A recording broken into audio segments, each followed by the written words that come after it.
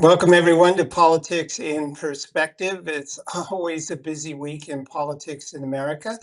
But first, I want to thank Ex American News for carrying us on Twitter, worldview2.com. You can catch us both Saturday and Sunday there, AUN TV on Sunday, and YouTube and Rumble is on Sunday. And of course, politicalvanguard.com. I think we got an important show for you this week. We're going to cover more about the Charlie Kirk matter, of course, as it relates to Jimmy Kimmel this time around. And also, we got to get a sense of where the economy is with the economist Stephen Moore. In our political roundup, I want to talk about what's next for conservatives and the Republicans, because this is an important moment in American history, and they can't simply do business as usual. And so let's just get right into it. You all saw it this week. Jimmy Kimmel, who's no favorite of the right, bashes Trump for, I don't know how long now, got suspended, although indefinitely. We don't know what that really means. Is he gone forever? Is he ever going to come back? We don't know. I won't miss him because I don't watch him. I doubt a lot of you do either, although it is important to see what the other side says and not overreact. Isn't that what Charlie Kirk really meant? So let's talk about that. And let's see, because this issue of free speech, that's what this is about. Is free speech really on the line when private networks decide to dump a host who has rating problems? So let's listen to what he actually said that night. And of course, the timing of when he said it is really important. Let's go to the video.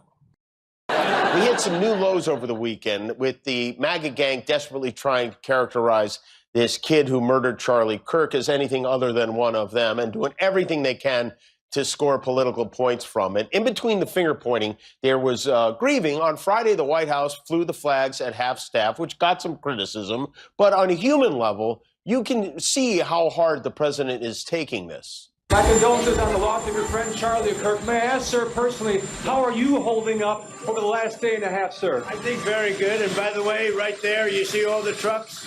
They've just started construction of the new ballroom for the White House, which is something they've been trying to get, as you know, for about 100. And there you saw what Jimmy Kimmel said, and also their attempt to diminish what President Trump is doing. If you ever worked in politics and someone comes out and they're expecting a certain set of answers, that's what they do. So it doesn't surprise me that President Trump came out with his agenda on what to say. But the bigger issue is Jimmy Kimmel, at the time that he said this. At the time that he said it, it was widely known that this shooter, this person that they have arrested and said did this, was, of course, not MAGA. It was known widely. It should have been known to his staff. Now, the important aspect of this is that at the moment he said this, the country was in emotional turmoil. And when something like this happens, you never know if there's going to be a copycat. You don't know how bad things are at that moment. And what he did was put fuel on the fire. So why would he do this at this moment in time? Is he just outright lying? Is he just a bad person because he doesn't give a damn? Or is he so ideological that he can't get past it? Maybe it's part of all of those things. But here's the question of free speech. Is it free speech at the workplace? You know, I've been an attorney 38 years. I wish it was free speech at the workplace, but it's not free speech at the workplace. What is it? It's what your employer says you're allowed to do in great respect, but also when you're in the public eye, it is what you represent to the brand. And that's what's key here. First of all, the idea from the Democrats that this is shocking is the height of hypocrisy. Well, remember, what did Kamala Harris say during the campaign? Trump's Twitter account should be suspended. Now, she's a sitting U.S. senator. Is that free speech? What about Obama and his IRS preventing conservative groups from participating in the election process by delaying and sometimes rejecting their tax-exempt status? Was that a restriction of free speech? Of course it was. What about Biden and Harris targeting 92 conservative groups with the FBI and the DOJ? Was that a restriction on their free speech? Of course it was. It's a form of that. So the Democrats are way past hypocrisy. This is all them just trying to make the moment. Now, of course, if you're on the left, you won't know about those 92 groups because you never hear about that on CNN. So they can get away with this sort of thing. But we also need to see the context of the private employer. Again, when you work for a private employer, you don't get to say anything you want. I worked for a law firm. I didn't get to go out in the news and do something that made them look bad. If I did, I would expect to be fired. But it's not just that. Let's look at Jimmy Kimmel's ratings over the years. And also, I want to give some commentary on those ratings. The chart you can see is the decline over the last 15 years or so. You can see it's going straight down. Where's it going straight down from? Basically, when he began making almost all political statements instead of pure comedy. Remember, Johnny Carson, the most successful ever, or at least the guy who set the standard, said it wasn't his job to get political. It was his job to entertain. And he didn't think it was the right thing to do in that space. And of course, he went out on his own terms. But I want to point out my comments up above to this social media post of mine, which is basically this. On the left, they believe that businesses should be able or should allow them to stay on the air no matter what they say and give them that platform. In other words, the business isn't in business for business, it's in business to give them free speech. Now, of course, this is consistent with their socialist views, which is business isn't in business to make money. Business is in business to, I don't know, do the common good. Now, Jimmy Kimmel's in business to make millions, but the next stars of the world are not. So, of course, that's ludicrous. But the reality is, on free speech in the business sector, there are restrictions. Now, did Nexstar have a right to do this? Did they have a right to say this isn't the image we want? Remember, they have stations across the country, not in LA and New York. And one of the networks that pushed on ABC to pull this issued this demand to Jimmy Kimmel for him to come back. Let's take a look at this because it's pretty dramatic, I think. Comments about death are offensive and insensitive at a critical time in our national political discourse. That's my point. It's the moment he said this that matters. If he said this at any other time, you'd have a different view, but it was a tinderbox at the time. We do not believe they reflect the spectrum of opinions, views, or values of the local communities in which we are located. This is what the president of Nexstar said. That's critical. When this plays in these small towns across America, is this their brand? That some guy will get on TV, likely lie about who did this, and be so insensitive. Now, bigger picture. The left now is all upset that Trump said, well, maybe, especially with regard to The View, that, oh, maybe they should be next, or maybe they should be under scrutiny. Well, The View and the negative reporting is dramatic. But the government should not use its powers to restrict free speech. That's the lesson of the Biden and Obama administration. President Trump, at most, should ask the question, do you think it is in the public good and service, which is what the license requires, for the news to be so negative about one side. He shouldn't make it personal, but he also should just ask questions and set the debate. He should not put his hand on the scales of justice and say the powers of government will or will not accept this particular broadcast. And that's the difference. He shouldn't wander where Obama and Biden lived. Free speech is important and the government should not restrict it. Okay, with that, we'll be back with our second segment with Steve Moore on the economy. Thanks so much.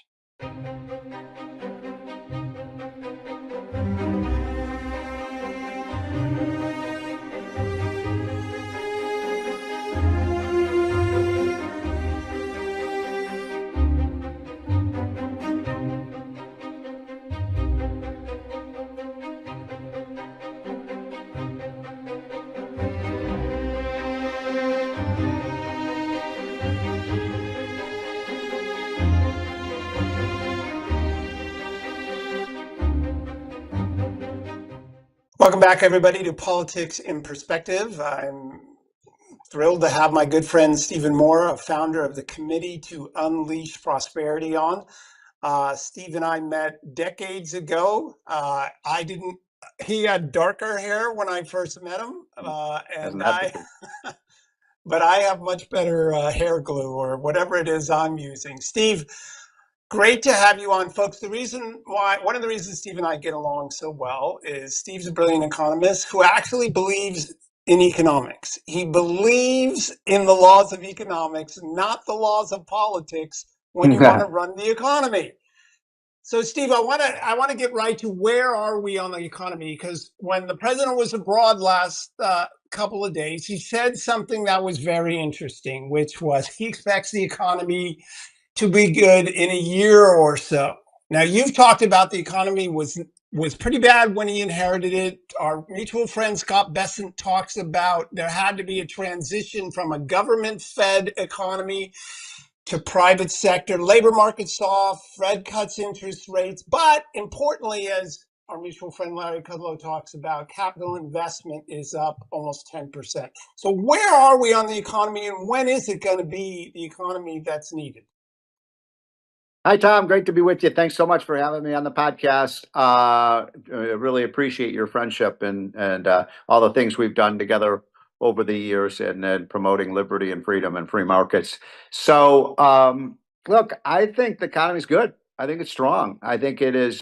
We've already seen the turnaround from the dismal Biden years. I'll just give you one example, maybe the most important statistic that matters to most Americans in around the country, and that is that under Biden in his 4 years in office, we saw very, very little income growth adjusted for inflation. The average family gained less than $1,000 over 4 years after adjusting for inflation, so pretty close to zero. Whereas already this year, just in the first 6 or 7 months of the Trump presidency, for which we have data, real incomes are up more in 7 months than they were in 4 years under Biden. The other thing that people need to realize is that under Biden, this is an amazing statistics, Tom. The rich got richer and the poor got poorer under Biden, which is exactly the opposite of what the left wanted to achieve. They wanted to equalize income. They wanted a fairer economy, a more equitable economy, and they produced exactly the result, because the big winners of big government often tend to be wealthy people who have political connections, not low-income people. So we're off to a good start.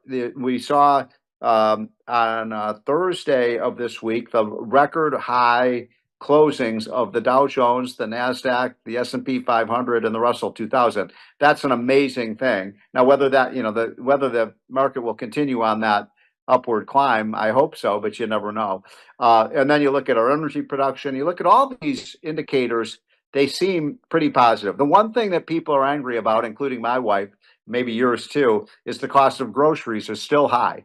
And I'll give you one example of why the tariffs, which I am very worried about have had a negative effect in certain areas. Have you looked at coffee prices lately, Tom? You're up to like Yeah, 30%. absolutely. And that's because we put a stupid tariff on coffee beans coming in from Brazil and Colombia and countries that make really good coffee beans. And let me make one other quick point, if I may. One of the fundamental laws of economics, as you know, Tom, is the law of comparative advantage. The reason international trade is so important is, Brazil and Colombia make really good coffee beans. We make really good technology products, manufactured products, and so on. So it makes good sense for both countries for them to trade to us their coffee beans, and we send our technology to them. And both countries are better off in that case. So it's a little example of how tariffs can really hurt consumers. Could you talk a little bit about, because when Scott Besson talks about privatizing the economy, in the last couple of years under Biden, it was government hiring and healthcare spending, a lot of which comes from the government, was goosing the economy, but the private sector was in trouble. He talked about a transition in that because you got to turn that spigot off, and we're going to talk about that with spending in our next topic.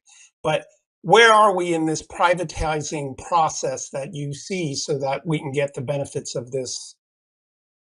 Well, Tom, I mean, you've been the Pied Piper of this message for many, many years. You keep sending me every few weeks, the data that showed under Biden, that so much of the growth, the so-called growth, I'll put that word in quotes, because when the government grows, it's a bad thing for the economy, not a good thing. But the statistics report that as a good thing. But remember all those jobs reports, Tom, from 2023 and 24, where we had these positive job reports, but the biggest employer, the biggest gain in employment was in the government. And that's just not sustainable. And we want the government to be shrinking in size, and we want the private sector to grow. So we have seen by some statistics, by some measures, the number of federal employees and state and local employees in just the last 9 months has fallen by 300,000. That's a good thing. By the way, it's one of the reasons the jobs reports have not been very strong,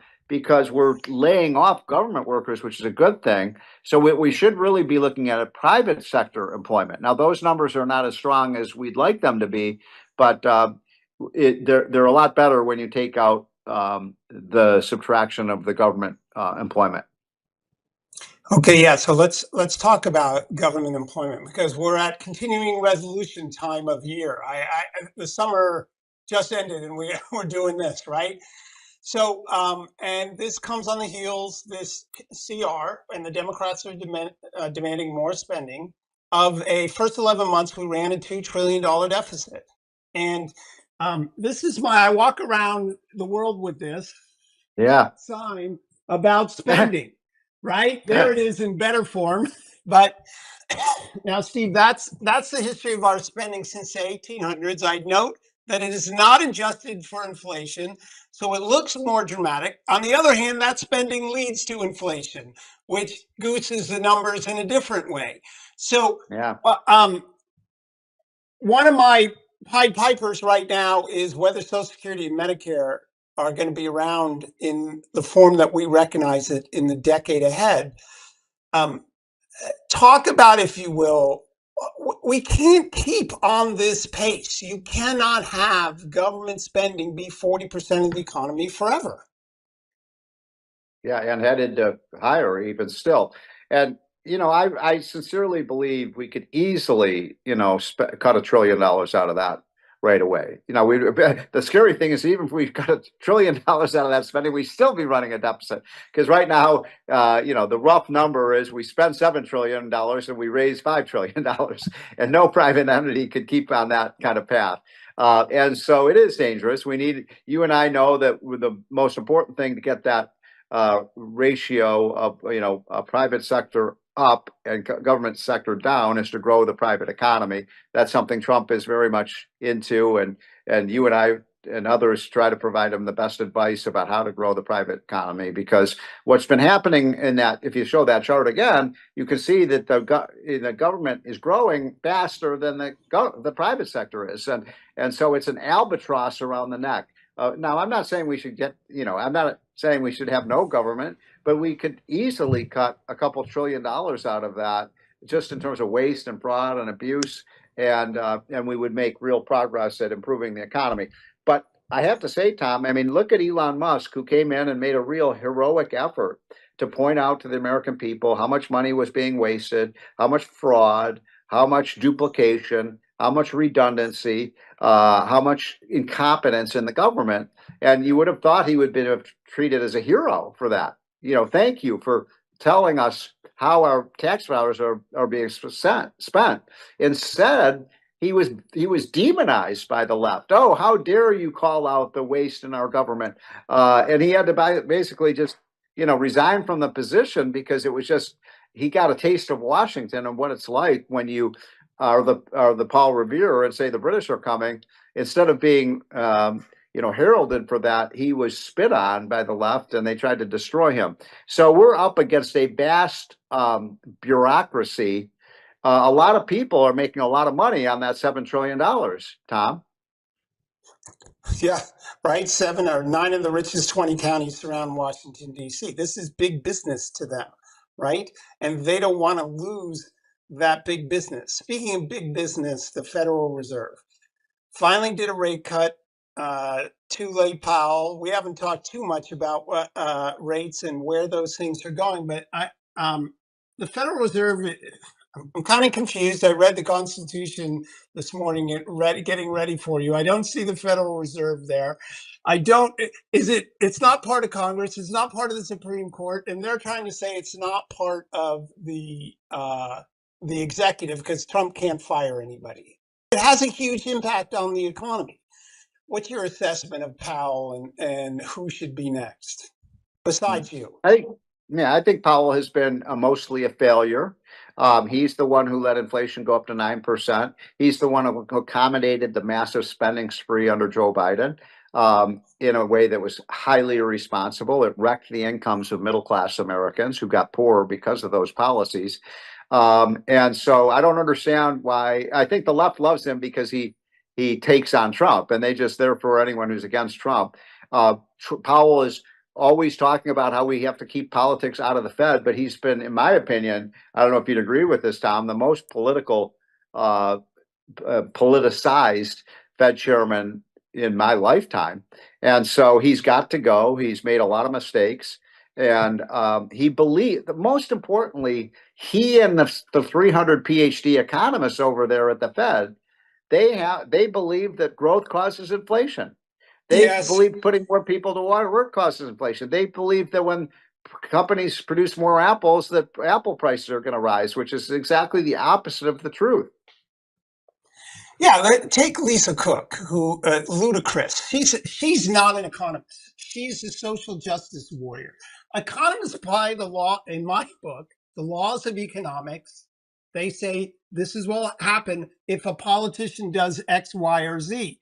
And they'll advise them at the best way to deal with things. And then the politicians do something else. But the Fed is full of people, I don't think, who believe in economists because it's just like you say, the supply side, which is, I don't know why this gets its special category in economics, because it's supply and demand. If there's more supply, prices come down. Why is that so hard on the left to get that? And they still live in this Phillips curve world. Yeah, I don't know. I mean, why is a great question. How can they be so consistently wrong for so many years? You know, now people say, oh, the Fed has to be politically independent. And look, I do believe in political independence of the Fed, but they also need to be accountable to somebody for the mistakes that they make. I mean, you know, Jerome Powell is one of those powerful people in Washington, maybe one of the 5 or 6 most powerful people in the town, and yet he's not accountable to anyone. And we also need a Fed that is competent, and we don't have a Fed that's competent. So I can't wait for him to be gone. I can't wait for you or Kevin Hassett or Kevin Warsh or maybe Art Lapper or someone who understands money and the economy to be. That's the other thing. You know, Jerome Powell is an economist. He's not a businessman. I think he's just a lawyer. You know, he doesn't understand these things.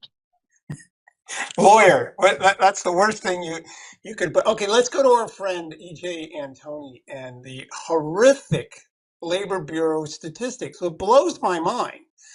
If you were in the private sector and you were that wrong every month for 10 years, wouldn't you lose your job? And doesn't it make it impossible for the government to do the rest of its job with such bad statistics?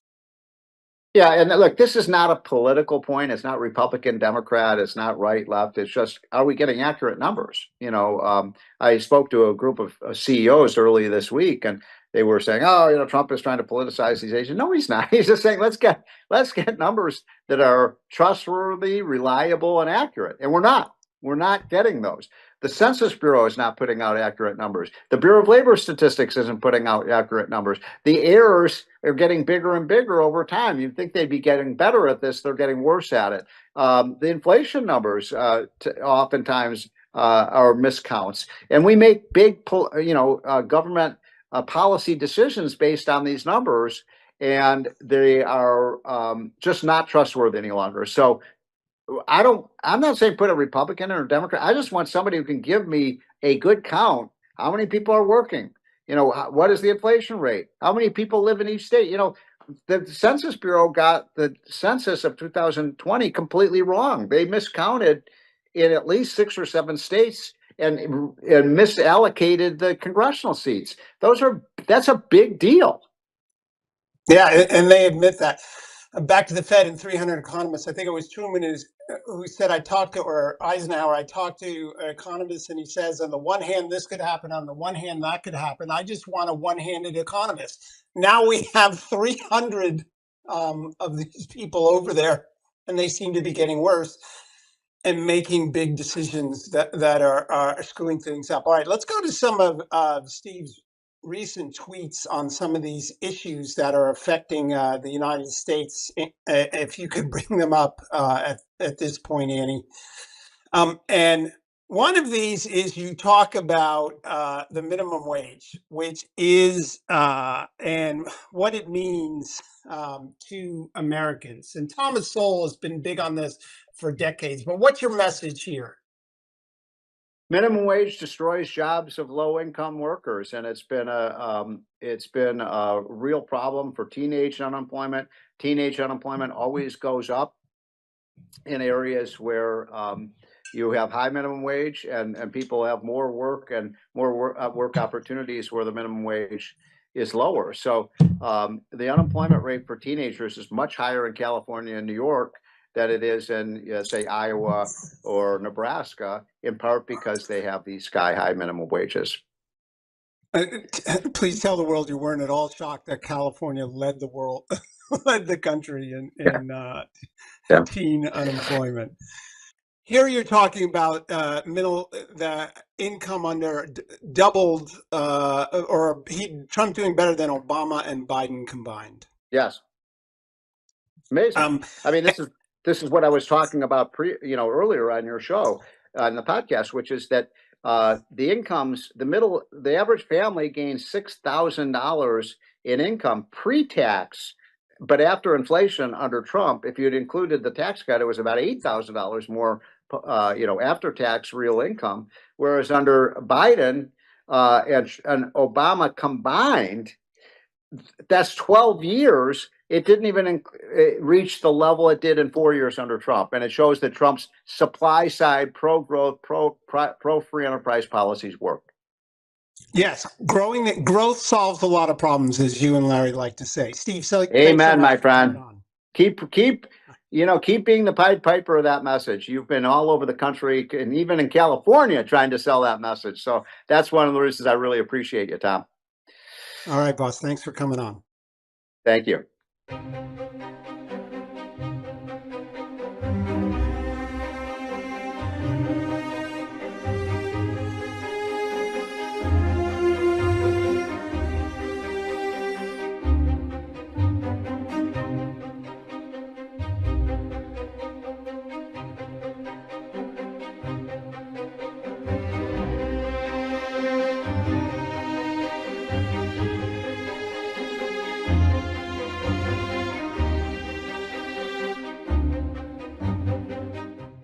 Welcome back, everybody, to Politics in Perspective. Before we get to our political roundup, I want to finish off part of the discussion with Stephen Moore related to government spending, because this is, as you know, if you're my listener, a big deal for me. And it should be a big deal for you. You should care about the level of spending. I get everyone's at the trough, right? And the Democrats and their CR demands of restoring spending in Medicaid to those here illegally or those who don't qualify, and all these other issues. At the end of the day, this can't go on. In the olden days, we said it can't go on because in 20 or 30 years hence, these problems will occur. Well, we're at the 5 years hence now. It's the 2030s. And I said that to someone the other day. They said the 2030s, and they kind of, rolled their eyes a bit. Well, that's far away. No, it isn't. It is now one presidential cycle away. The next president will have to start dealing with this in real time. And what's the real time? The real time of this is inflationary pressures. If you constantly run these deficits and you're 2 trillion in debt, 2 trillion in debt, 50 trillion nationally in debt, what happens is Steve Moore talked about Jerome Powell accommodated all of the debt that of the spending under Biden. What he did was he just printed money to allow for it. He didn't stand up and say, "Hey, you guys, you can't keep doing this. This is going to destroy the country." No, he accommodated all this. Well, sooner or later this comes to roost, and it's coming to roost in Social Security. It's coming to roost in Medicare, both of which will have to go under huge cuts if we don't do something about it in the next decade. Oh, of course, the Democrats say we want the rich will have to pay more taxes. Okay, then you'll have a recession. And we're at this point of danger, meaning if something bad happens in the world and a crisis occurs like COVID, right? And tell yourself how COVID was managed by the government.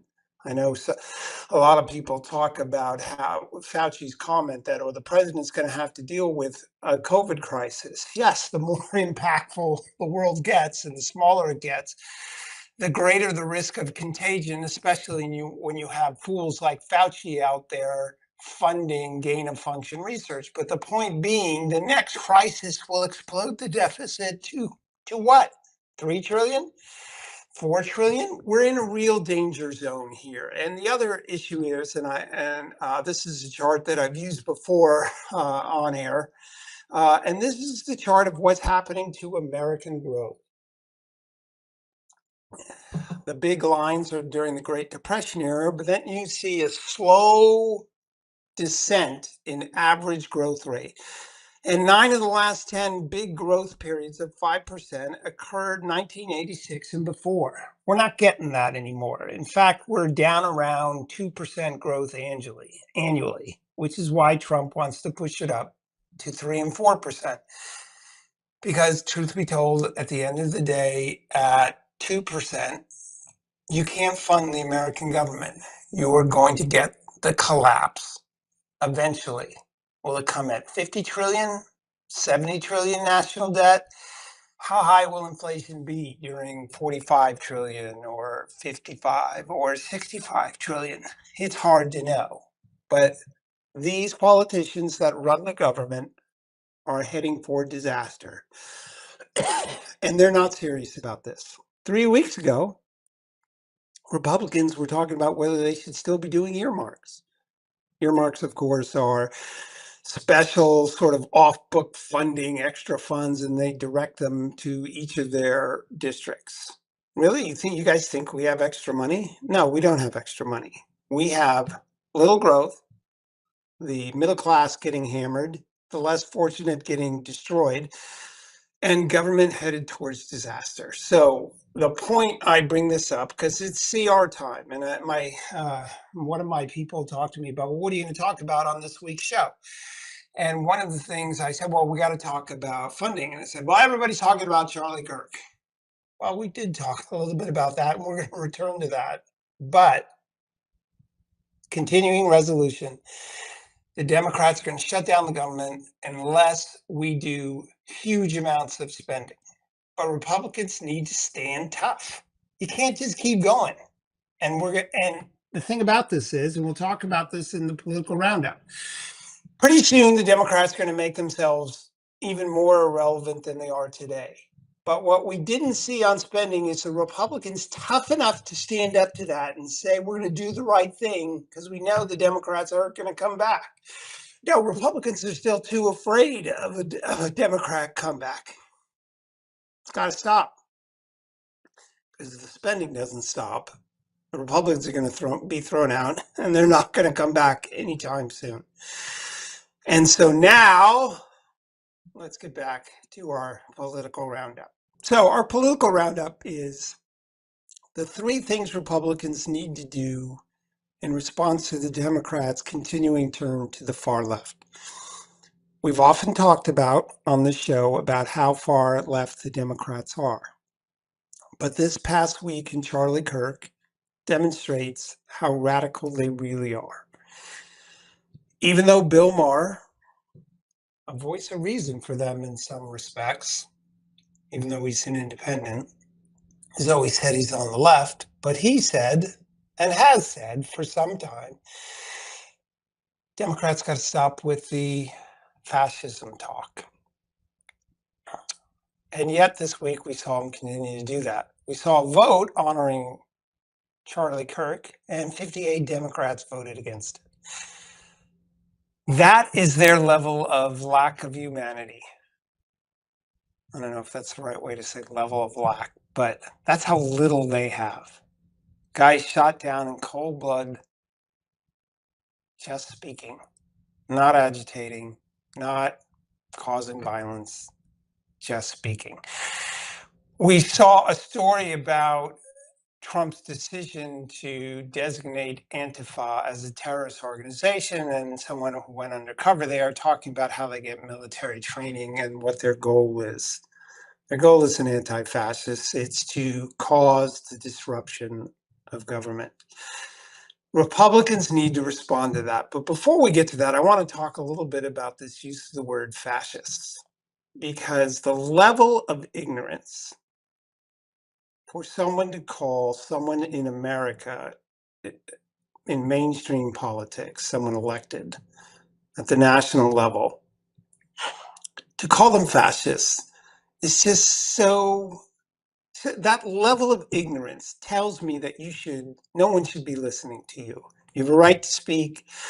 You have a right to get on the internet, but your opinion's ludicrous. Ludicrous. So let me just say quickly what fascism is, because fascism is rare in history. Fascism occurred under Hitler, but it was an outgrowth of, oh, that's right, he was elected. And there was the National Socialist Party of Germany, and that was contracted into Nazi. Now, Hitler was elected, and he did what dictators always do. And this is important because they do this all the time, but this was marked somehow as Nazi. What a dictator does is take away your freedoms. How do they take away your freedoms? They externalize the danger. They tell you that so-and-so is a danger. Therefore, you must elect me or accept me and allow me to take away your freedoms, because when you hand that power to me, I will protect you. That's what they say. So who did Hitler, probably the world's only true Nazi, I'll talk about Mussolini in a minute. What did Hitler do? He demonized capitalists. He demonized business people. He demonized anyone who disagreed with me, and he particularly demonized Jewish people. Jewish people throughout history have been demonized. But what did he say about these people? He said, those people among us are a danger to us, to our greater success. So give me your vote, give me your rights, and I will protect you. Dictators have done that always. If you go back to the socialism under Diocletian at the end of the 200s and early 300s, he said there were barbarians at the gate. It's where the phrase really comes from. So therefore, I need to nationalize certain industries and set certain rules if we're to survive as a people. And they handed over power to him. And people fled because his tax system and stealing of their businesses, they would rather be with the barbarians than with the Romans. But it's always this externalization. What happens in Iran? Why do you think they say America is the devil and we must take down America?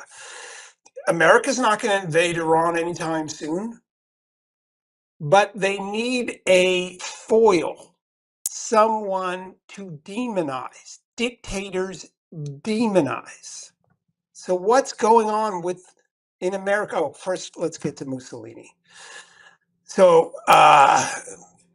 people make this comparison on the far left, Trump's Mussolini. First of all, uh, I'm Italian.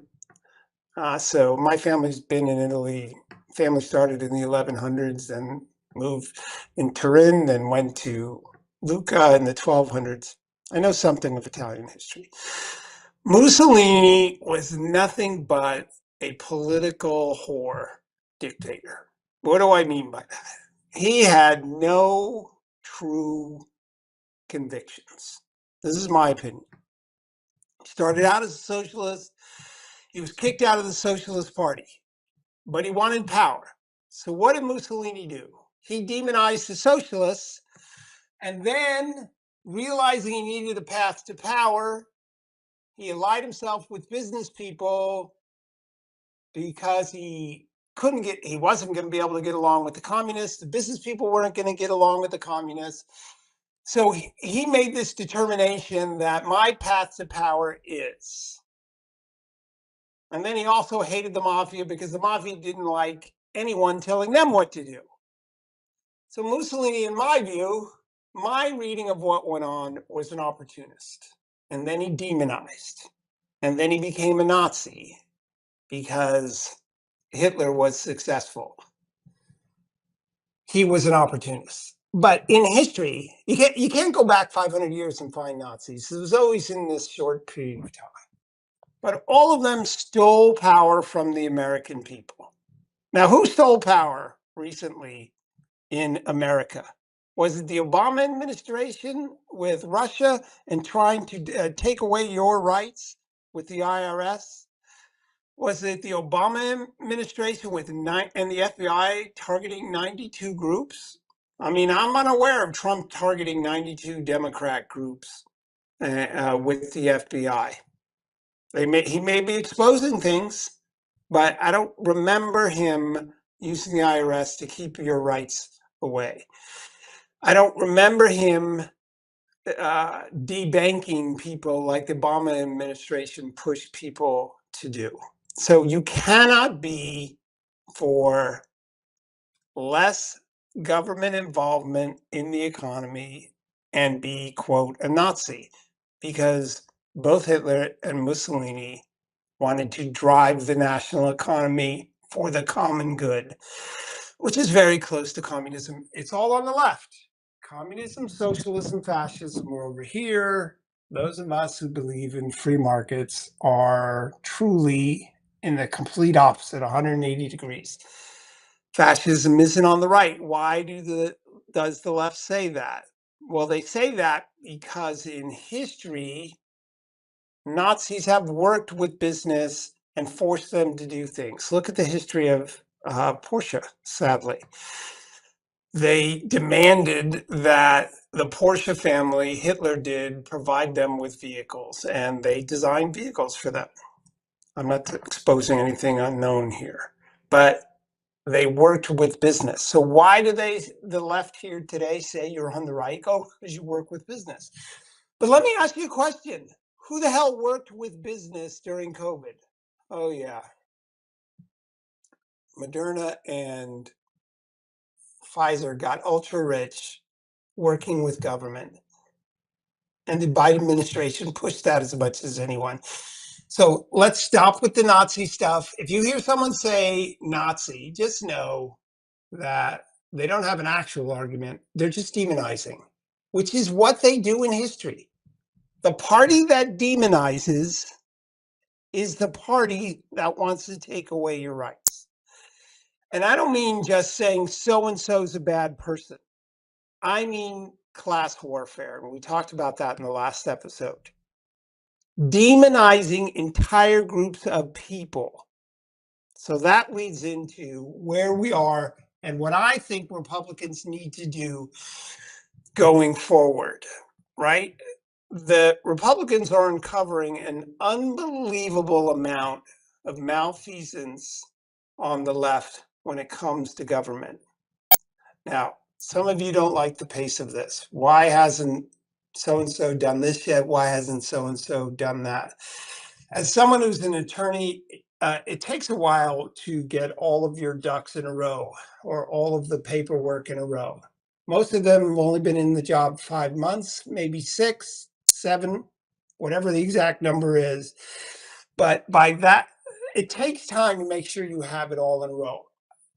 It's better to make sure you have it in a row than to get out in front, make mistakes, and then get discredited. I don't know, like Fonnie Willis, who's no longer with us as far as it goes related to the Georgia case. So step one, this segment is 3 things Republicans need to do. Step one is sunlight. They must put all of this information out. They must make it publicly available. And yes, that includes as much as the Epstein files as can be put out there. Let the world see what's been going on between government and private entities, the FBI, and Biden. That's one aspect of it. Sunlight's the great disinfectant, and it's not going to reach the far left, but it will reach independents, and we must bring them there. Because, overriding all of this, we must understand this. The left is shooting itself in the foot. They are this extreme party, and they are exposing every day how extreme they are. They're going to lose adherence, okay? What do I mean by that? They won't be able to put up with all of the things that they're doing, including this whole Charlie Kirk thing. I mean, they're looking at this thing, how inhumane can you be to make fun of someone dying or call for the death of ever more people, right? So they're going to lose those people. Those people need somewhere to go. And this whole segment of what are 3 things Republicans need to do are meant to talk about how to get those people to come over. Sunlight's ultra important. Step 2, there does need to be prosecutions. There needs to be a price to pay, right? The Trump administration is saying the price to pay to coming here illegally is that you're going to be sent out and you're not coming back. So the 2 prices to pay there, deportation, but also you lose your right to come back. That's the penalty, right? You get a ticket when you speed. If you commit a crime, you should, go to jail or pay the penalty, right? So yes, there needs to be prosecutions. We cannot just simply let Brennan and Clapper and all of those who did these kind of things off scot-free. Sunlight is a big step. Step 2 is prosecutions.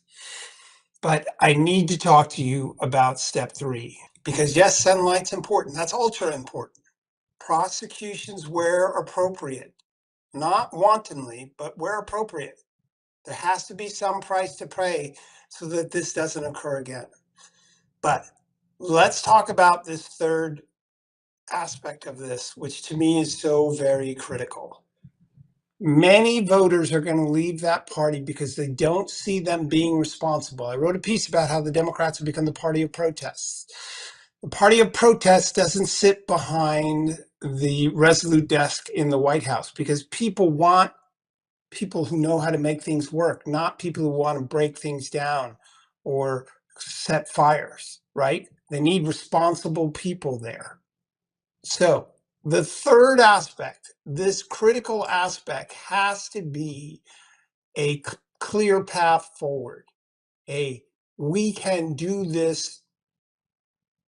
We can run the government. We can get you jobs path. The Democrats are arguing and demonizing. An argument isn't leadership. Winning arguments is not leadership. Producing results. The one thing about Trump versus some of these other guys that have been president is they'll do one or two things throughout the year and then basically sit on their laurels. The historians 20 years from now, when they look back, will say Trump did 10 times, 20 times what others did because he kept pushing forward. When I was chairman of the California Republican Party, I used to say to people, we're going to make mistakes, but you always march forward. It's better to be shot in the back than it is in the face. Let them chase your mistakes while you go on to the next success. And that is what Republicans must do. They must set this agenda. They must constantly say, here's what we're doing next. Here's where America can do better. Here is the jobs that we're going to create. Here is the safety for you that we're going to create. On and on and on and on. They can never become, as a party, complacent with where they were. A party that's complacent gets replaced. And that's what happened in England with the Labour Party coming back into power in their most recent elections. The party in power was complacent, and Labour came, and people got agitated. They didn't really like Labour. They brought him in. Labour's not popular now, but there you go. People get frustrated. Politics is very fast-paced today. The voter says, what have you done for me tomorrow? It used to be, what have you done for me lately? Now it's, what have you already done for me? It's a very impatient process. So it's not enough for Republicans just to box with the Democrats. And that's really the point of this. Too many politicians just want to fight each other. That's what the Democrats are doing. That's why they're losing, because they have nothing good to say. They only demonize. They only threaten. Success. Those parties make themselves irrelevant. It's not up to Republicans to vanquish them, because vanquished parties get bitter and drag you down with them. No, they'll drag themselves down. They're doing a super good job of dragging themselves into the gutter. The reaction to Charlie Kirk is just another example to Americans on why they don't deserve to be in power. The way you really create the difference is to show the path forward. Where are we going amidst this smoke and fire? Right?